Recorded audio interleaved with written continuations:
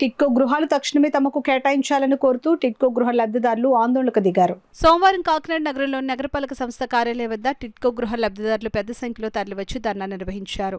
ఈ సందర్భంగా పలువురు లబ్ధిదారులు మాట్లాడుతూ అప్పులు చేసి డబ్బులు చెల్లించినా తమకు టిడ్కో గృహాలు ఇప్పటివరకు కేటాయించలేదని, మరోపక్క బ్యాంకర్లు డబ్బులు చెల్లించాలని తమపై ఒత్తిడి తీసుకుని వస్తున్నారని ఆవేదన వ్యక్తం చేశారు. తక్షణమే తమకు టిడ్కో గృహాలను అందించాలని వారు కోరారు.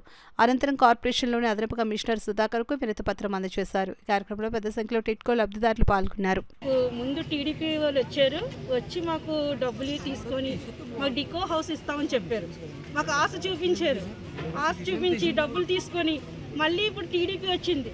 మీరు వాళ్ళని అడగండి అంటున్నారు. మేము వాళ్ళని అడుగుతున్నాం. ఇప్పుడు మీరైనా మాకు సాయం పడతారు కదా అని అనుకుంటే ఎవరు సాయం పడట్లేదు.